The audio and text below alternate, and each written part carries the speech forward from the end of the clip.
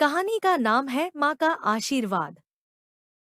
अमित अपने माँ बाप का आशीर्वाद लेकर रोज की तरह अमित अपने घर से नौकरी की तलाश पर निकला। वह रोज कुछ ना कुछ करता था और अपने अपने माँ बाप की सेवा अच्छे से करता था और घर की जिम्मेदारी उन्हीं के ऊपर थी।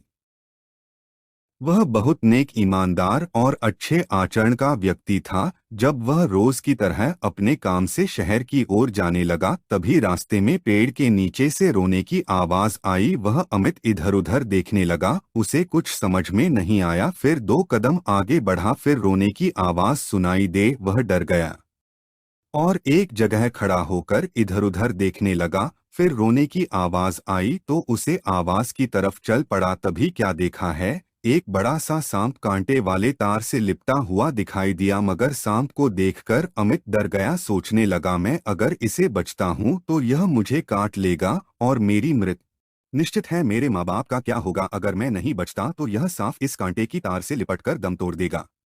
फिर अमित हाथ जोड़कर ऊपर वाले से प्रार्थना करने लगा, हे भगवान, इस नाग देवता की आप मदद करो। यह कहकर आगे बढ़ने लगा। तभी आवाज आई, अरे ओ मनुष्य, मुझ पर तुझे रहम नहीं आ रही है क्या? मुझे इस हालात पर छोड़कर तू जा रहा है? अमित फिर पलट गया और इधर-उधर देखने लगा। फिर कहा, अमित कहने लगा, कौन हो भाई? आपकी रोने की आवाज आई तो मैं आ गया यहाँ। और अभी फिर आवाज दिया। वहां सांप कहने लगा, अरे भाई, आप इंसान हो और मैं रहने वाला एक विशाला सर्प हूँ, मुझे इस कांटे से निकालो जल्दी, मुझे बहुत तकलीफ हो रही है। तभी अमित डर की भावना में कहने लगा, और यह तो बोलने वाला सांप है, शायद इच्छाधारी हो। अगर इच्छाधारी है तो यह अपने आप को बचा सकता है। अमित डरे सुर में कहने लगा, ही नाम देवता, मेरे बूढ़े माँ बाप है, अगर मैं आपको बताता हूँ तो आप मुझे काट लोगे तो मेरी मृत्यु निश्चित है। मेरे माँ बाप का क्या होगा? तभी सांप कहता है, अरे भाई, आप डरो मत, आप मेरी जान बचाओ, मैं आपको बहुत कुछ दूंगा। अमित सच में पड़ जाता है और कहता है, भाई मेरी जान मत लेना, मैं आपको निकाल देता हूँ इस कांटे वाले तर से। अमित कहता है सांप से, आप मुझसे वादा करो कि आप मुझे कुछ भी नुकसान नहीं पहुंचाओगे। तभी सांप रोते हुए सर में कहता है,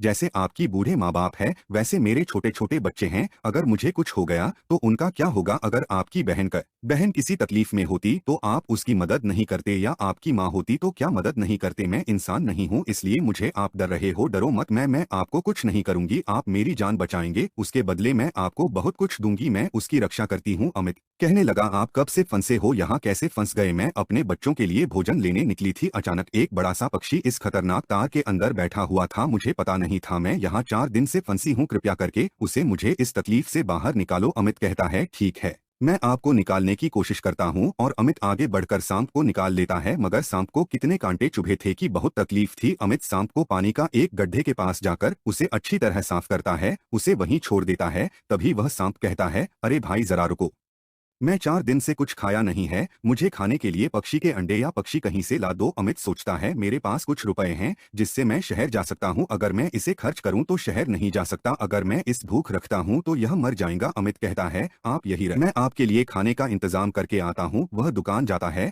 और दुकान से 10 अंडा लेता है और दुकानदार को पैसे देता है। दुकानदार पूछता है, अरे भाई, 10 एंड का क्या करोगे? अमित कहता है, अरे भाई, एक सांप 4 दिन से भूखा है और बहुत तकलीफ में है, मैं उसे या अंडा खिलाने जा रहा हूँ। दुकानदार हंस पड़ा और कहने लगा कि पागल हो गया, खुद अंडा खाएगा और अपने माँ बाप को खिलाएगा? कहता है कि सांप खिलाने जा रहा हूँ। अमित आगे बढ़ता है और वह इच्छाधारी सांप की ओर बढ़ता है और अमित वह अंडा सांप के समीप रख देता है और कहता है कि आप अंडा खा लीजिए। सांप उसकी तरफ बड़े प्यार से देखा है और कहता है, मुझे भरोसा नहीं था कि आप मेरे लिए भोजन लाने गए हो और मुझे लाकर दिया, आपका बहुत बहुत धन्यवाद। वह सांप अंडा खाकर एक मनुष्य के भांति खड़ा हो जाता है, ऐसा लगता था कि वह सांप नहीं एक इंसान है। अमित देखकर डर गया और अमित कहने लगा, अगर आप इंसान बन सकते हो तो तार से बच सकते थे। इच्छाधारी सांप ने कहा, अरे भाई, मैं इंसान बनता तो मैं तार के से 2 टुकड़े हो जाता, कट जाता, इसलिए मैं इंसान नहीं बना। तभी इच्छाधारी सांप कहता है, हे मनुष्य, आपने मेरी मदद करी, आपने मुझे नई जिंदगी दी और मेरी जान बचाई और मेरे लिए भोजन भी लाया, आपका एहसान मैं जिंदगी भर नहीं भूल सकता, मुझसे जो बनेगा मैं आपके लिए करूंगा। अमित कहता है, नहीं नहीं नहीं, ऐसी कोई बात नहीं है,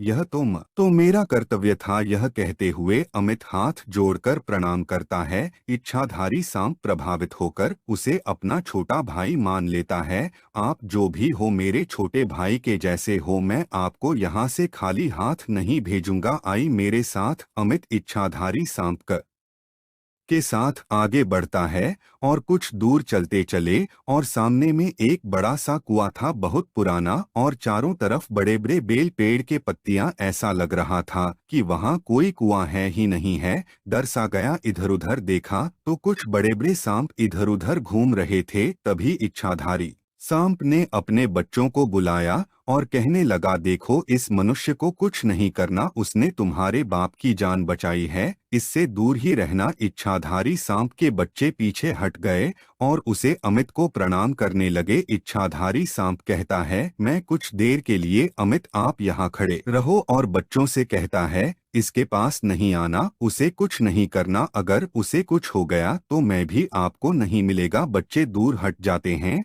और इच्छाधारी सांप कुएं के अंदर बेल के माध्यम से नीचे चले जाते हैं और कुछ ही देर में बाहर आकर अमित को एक सोने से भरा हुआ कलश देते हैं और कहता है कि अमित, आपने मेरी जान बचाई और आपने मुझे नया जीवन दिया, यह तो कुछ नहीं है मेरे जीवन के सामने। अमित कहता है, मैं यह सब चीज नहीं ले सकता, अगर लिया तो मेरा धर्म, मेरा ईमान, मेरी इंसानियत मुझे क्या कहेंगे, मेरी माता पिता उसे नफरत करेंगे, यह तो मेरा फर्ज था, इंसानियत थी, इसी नाते मैं आपकी मदद की। इच्छाधारी सांप कहता है, अमित आपको यहाँ से खाली हाथ मैं नहीं जाने दूंगा, आपको लेना ही पड़ेगा, एक मित्र के भांति यह आपको लेना ही पड़ेगा। बच्चे अमित के पास आते हैं, आजू बाजू से इसके पास खड़े हो जाते हैं और पुकार लगते हैं, अमित के ऊपर चढ़ जाते हैं। अभी अमित डरता है, तभी इच्छाधारी सांप कहता है, डरो मत, यह कुछ नहीं करेंगे। यह कहकर अमित कहता है, ठीक है,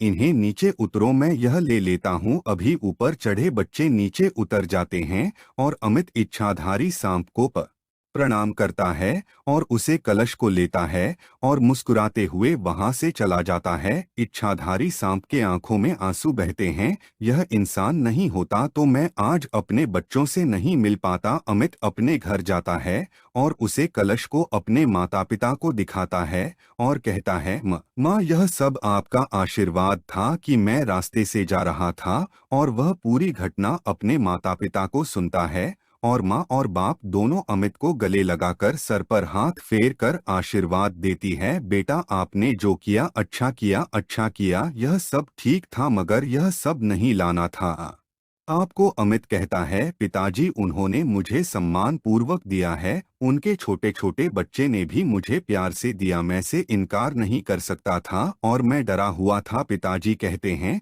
बेटा नेकी करना और किसी को ना कहना, यह बात किसी को मत बताना कि आपका मित्र एक इच्छाधारी सांप है, नहीं तो लोग उसे कुएं में जाकर उसे मार डालेंगे। अमित कहता है, पापा मैं किसी को नहीं बताऊंगा और उसे कुएं की तरफ भी नहीं जाऊंगा, इसलिए कि मेरे मित्र को कुछ ना हो और उनके बच्चे को भी। अमित उसे पैसे से एक बड़ा श्याम मंदिर बनता है और उसे पैसे से पूरे गांव का विकास काम करता है। इस तरीके से अमित ने अच्छा काम किया और उसे काम का फल अच्छा मिला और अमित का मित्र उसका हालचाल समय समय पर मिलता पूछ लिया करता था। धन्यवाद।